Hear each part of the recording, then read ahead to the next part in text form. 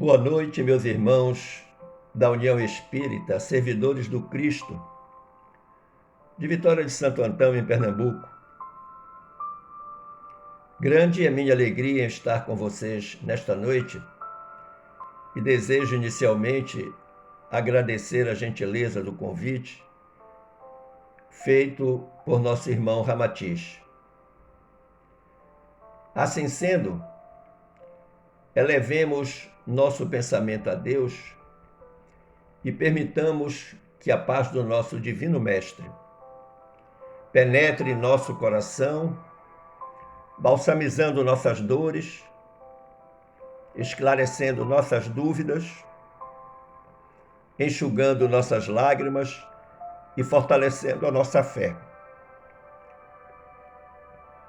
Refletiremos hoje sobre uma das potências da alma, descritas por Leon Denis, o grande filósofo do Espiritismo, na obra O Problema do Ser, do Destino e da Dor. E esta potência é a vontade. Duas abordagens nós podemos utilizar nesta reflexão. A primeira, lúdica, de natureza cultural, relembrando a grande obra de Richard Bach, intitulada Fernão Capelo Gaivota. Quando nós lemos a obra, constatamos o poder da vontade na conquista daquilo que desejamos alcançar no nosso crescimento espiritual. E para o que é necessário, disposição de garra, constante e firme. Afirma o autor, a maior parte das gaivotas não se preocupa em aprender mais do que o simples fato dos voos, como ir da costa à comida e voltar. Para a maioria, o importante não é voar, mas comer, diz o autor. Mas para esta gaivota, Fernão Capelo, contudo, o importante não era comer, mas voar. Aprendemos então com essa afirmação que aprender a voar significa o esforço de cada um para, através do poder da vontade, adquirir nossa libertação das vulgaridades da vida material, que é efêmera, que é fugaz, que é passageira. A gaivota Fernão aprendeu que quanto mais alto voava, mais se aproximava do ar rarefeito e conseguiu assim transpor os limites da sua calhada existência de voar apenas para comer. E Fernão pensava consigo, como vale a pena agora viver? Em vez da monótona labuta de procurar peixes junto dos barcos de pesca, temos uma razão para estarmos vivos. Podemos subtrair-nos da ignorância, podemos encontrar-nos com criaturas excelentes, inteligentes e hábeis. Podemos ser livres, podemos aprender a voar, pensou Fernão. Assim também acontece conosco, os seres humanos, os homens da Terra. Enquanto nós vivermos apenas para os prazeres do baixo ventre, seremos como as gaivotas que vivem somente para comer. Mas temos que lembrar que a lei da evolução é infalível e constante. Ela exige de cada um o seu próprio desenvolvimento, quer seja do intelecto, como também do sentimento. Pois foi por isso que o Espírito de verdade nos alertou com clareza que dois são os grandes mandamentos espíritas. Amai-vos e instruí-vos. Ultrapassada então essa fase lúdica inicial, voltemos nossa reflexão sobre a vontade, agora sobre a lente da nossa amada doutrina. Para tanto, utilizando a base de dados da Bíblia do Caminho, nós consultamos as seguintes obras para elaborar esta reflexão: O Problema do Ser do Destino da Dor, a Revista Espírita de dezembro de 1864, o livro Pensamento e Vontade, o Evangelho segundo o Espiritismo, Triunfo Pessoal, o Livro dos Espíritos, Rosângela e, finalmente, a obra Pensamento e Vida. Allan Kardec, na Revista Espírita de dezembro de 1864, no artigo intitulado Da Comunhão de Pensamentos, já afirmaram: o pensamento é o atributo característico do ser espiritual. É ele que distingue o espírito da matéria. Sem o pensamento, o espírito não seria espírito. Então, por aí a gente já percebe a importância do pensamento. Mas vem a segunda parte, não menos importante. Diz Kardec: a vontade não é um atributo especial do espírito. É o pensamento chegado a um certo grau de energia. É o pensamento transformado em força motriz. É pela vontade que o espírito imprime aos membros e ao corpo movimentos num determinado sentido. Então, a partir do pensamento, da sua potencialização por cada um de nós, através da vontade, nós podemos fazer muitas coisas, razão pela qual Jesus disse: vós podeis fazer muito mais. A partir daí, o grande filósofo italiano e respeitável escritor espírita, Ernesto Bolzano, que nasceu em 1862 e desencarnou em 1923, afirmou que o pensamento e a vontade são forças plásticas e organizadoras da natureza, elaboradas pela mente do espírito. Portanto, não é função do cérebro que executa os comandos da mente. São funções do espírito. Vocês podem conferir isto lá na página 5 da obra Pensamento e Vontade, do Ernesto Bolzano. Por outro lado, o espírito Hahnemann, nas Instruções dos Espíritos, contida no capítulo 9 do nosso Evangelho, capítulo esse intitulado Bem-aventurados os que são mansos e pacíficos, lá no item 10, que trata da cólera, Hahnemann afirma: segundo a ideia falsíssima de que não lhe é possível reformar sua própria natureza, o homem se julga dispensado de fazer esforços para se corrigir dos defeitos nos quais se compraz voluntariamente, ou que exigiriam muita perseverança. Então é interessante notar que muitas vezes nós, as pessoas de uma forma geral, dizem que não podem mudar porque nasceram daquele jeito. São assim, não tem como. Às vezes até alegam: já fiz de tudo e não consegui. Quando na realidade, na frase de Hahnemann, já aparece o primeiro elemento essencial da vontade, que é a perseverança.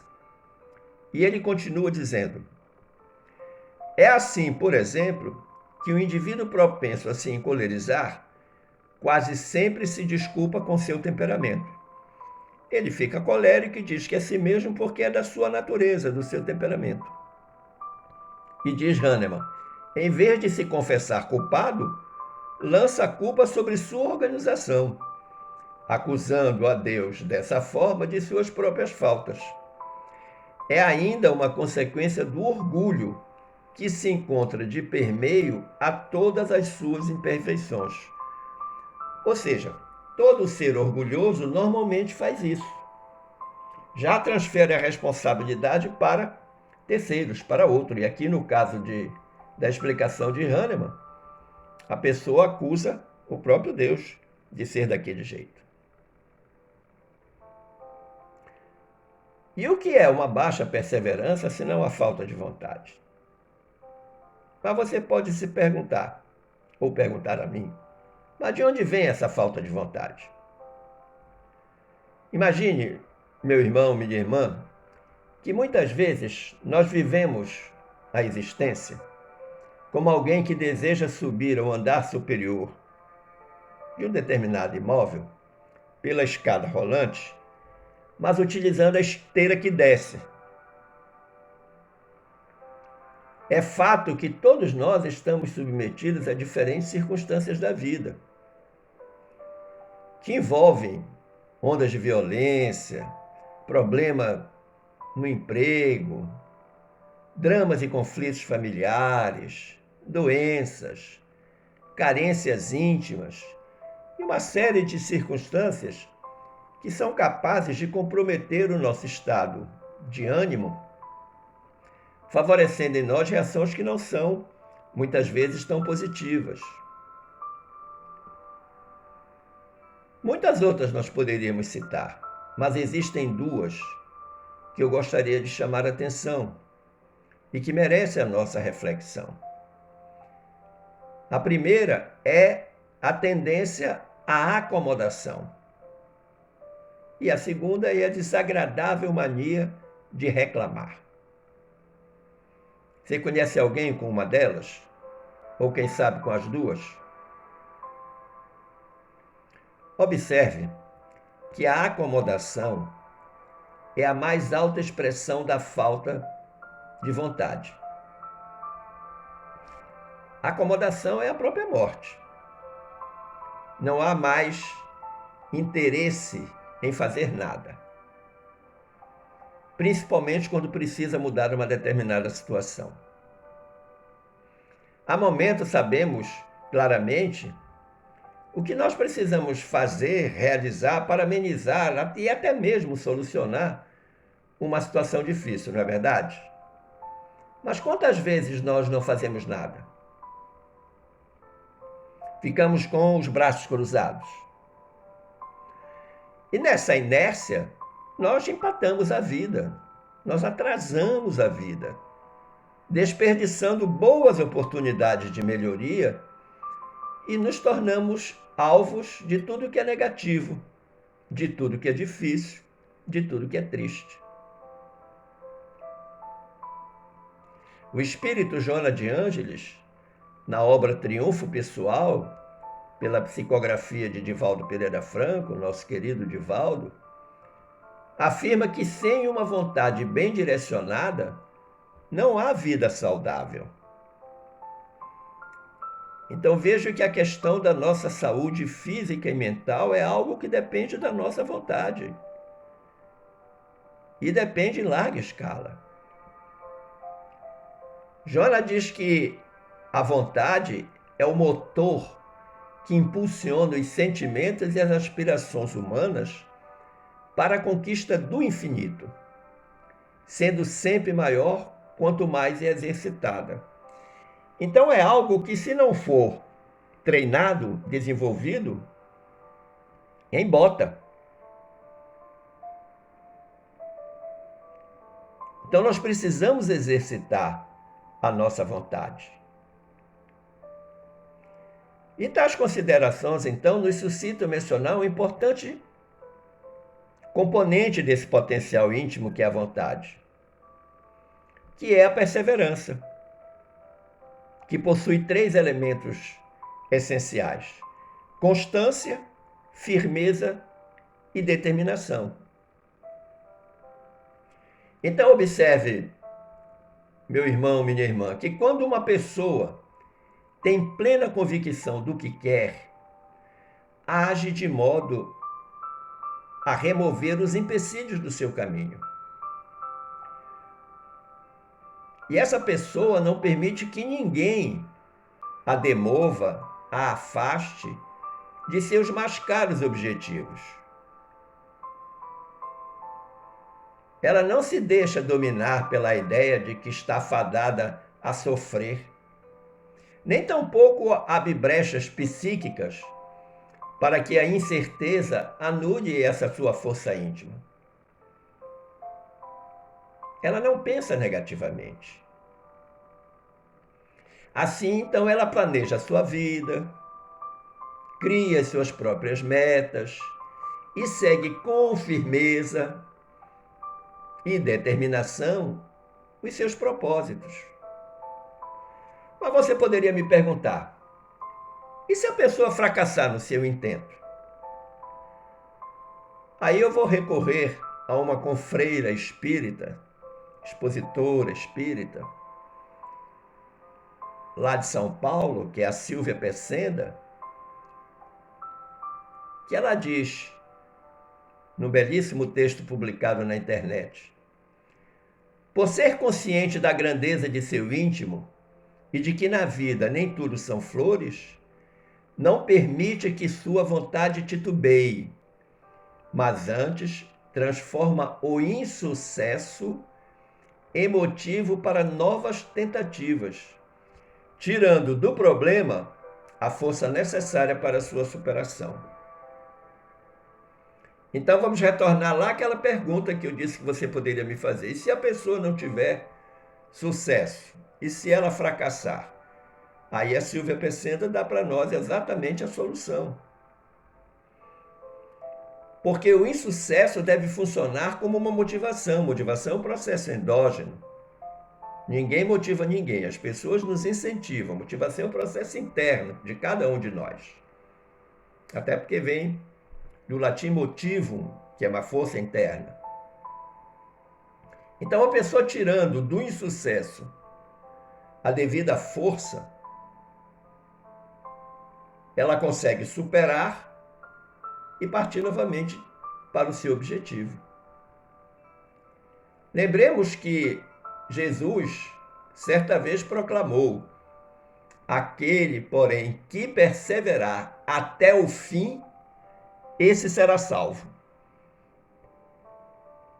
Você pode conferir isso no Evangelho de Mateus, capítulo 24, versículo 13.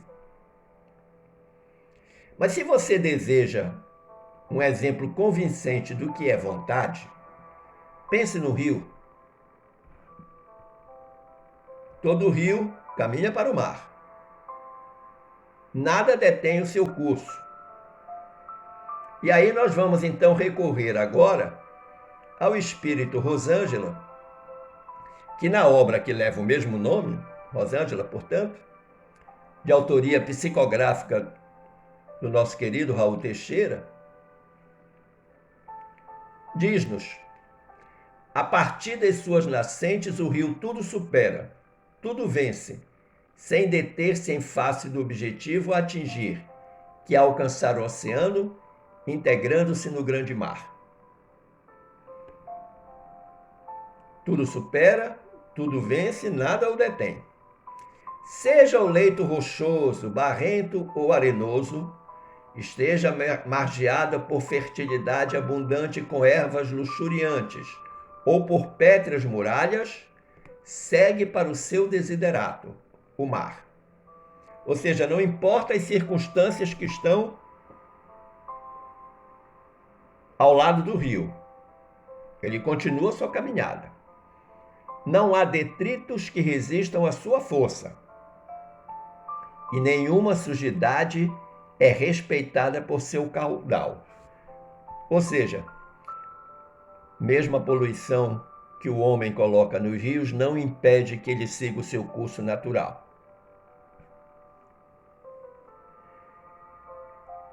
E o espírito Rosângela prossegue dizendo: atendendo aos que dele dependem, os humanos, os animais e as plantas, abençoa as paragens onde transita, reverdecendo tudo. Então, apesar de toda a ação nefasta que o homem faz na poluição dos rios e dos mares, ele continua com a sua missão de abençoar as paragens por onde ele transita e reverdecendo, tornando tudo verde novamente. E aí o Espírito Rosângela termina dizendo: sentindo a formidável lição do rio, encontramos o objetivo, ou melhor dizendo, o incentivo, para que igualmente a pessoa não se detenha diante dos desafios e óbices que se anteponham à sua marcha. Ou seja, se nós raciocinarmos como o rio, nós não vamos parar diante de uma dificuldade. Nós vamos extrair, inclusive, da dificuldade a força necessária que nos renovará na caminhada, tal como disse a Silvia Pecenda no texto anteriormente comentado. Nós precisamos nos lembrar que nós somos seres povoados de paixões e de vícios. E que somente pelo esforço da nossa vontade nós podemos domar as nossas paixões. Vamos recordar o que está lá no item 257 de O Livro dos Espíritos. Os sofrimentos deste mundo independem algumas vezes de nós. Isso é fato. Mas prossegue. Muitos, contudo, são devidos à nossa vontade. Então nós mandamos buscar esses sofrimentos. E mandamos buscá-los pela força do pensamento. Remonte cada um à origem deles e verá que a maior parte de tais sofrimentos são efeitos de causas que lhe teria sido possível evitar. Ou seja, os nossos vacilos, principalmente na arte do pensar, acabam atraindo naturalmente para nós esses sofrimentos. Nós sabemos que para crescermos espiritualmente, nós sofremos. Nós vamos passar pela experiência do sofrimento. Agora, nós precisamos lembrar que se a dor é obrigatória, o sofrimento é facultativo. Por isso que entra aí em jogo a resignação. E o maior martírio para esse sofrer é a falta de vontade.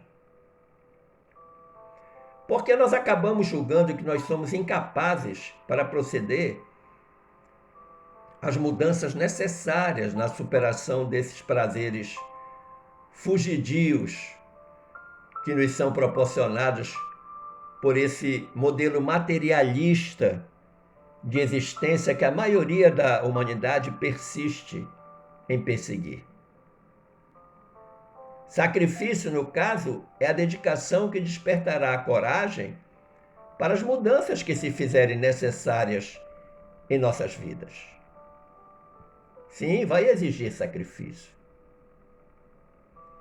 Nós erramos? Claro que erramos.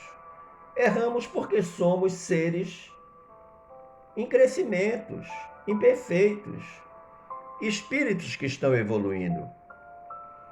E não podemos, portanto, desanimar julgando que somos incompetentes. Nós precisamos aceitar os erros de forma natural e, munidos da boa vontade, que é a nossa alavanca do poder, nos reerguermos para recomeçar quantas vezes se tornarem necessárias. Existem pessoas que na primeira contrariedade da vida já desistem do seu intento.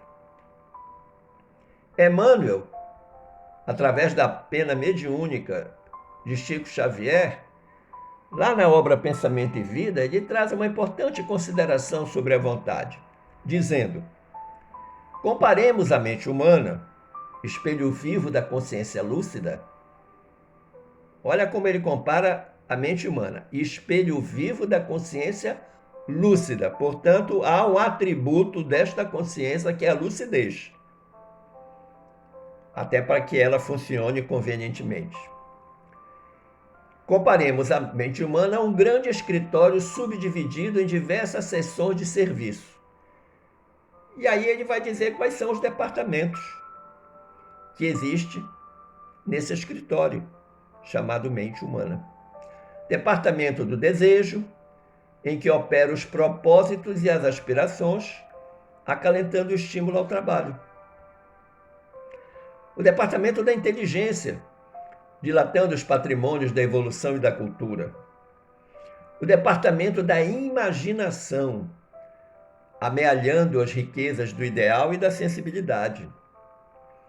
O departamento da memória, arquivando as súmulas da experiência. E outros tantos departamentos ainda que definem os investimentos da alma. Mas aí o Emmanuel diz algo extremamente importante. Ele diz, acima de todos eles, porém, surge o gabinete da vontade. E olha como ele define vontade. A vontade é a gerência esclarecida e vigilante, governando todos os setores da ação mental. Então você imagina, meu amigo, minha amiga, que quando nós desistimos, quando nós não temos força de vontade, nós inutilizamos, nós imobilizamos todos esses departamentos. E Emmanuel arremata dizendo, a divina providência concedeu-a, a vontade, por auréola luminosa à razão, depois da laboriosa e multimilenária viagem do ser pelas províncias obscuras do instinto. Ou seja, nossas primeiras experiências carnais, em que nós vivíamos exclusivamente pelo instinto, foram naturalmente se aperfeiçoando à medida que nós fomos descobrindo a nossa vontade.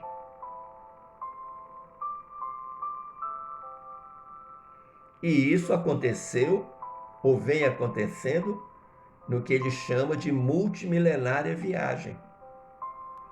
A cada reencarnação, melhoramos um pouco, avançamos mais.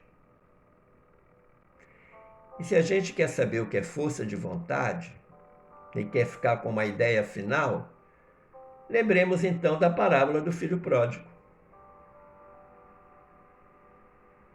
Fiquemos na paz de Jesus e eu agradeço a sua carinhosa atenção.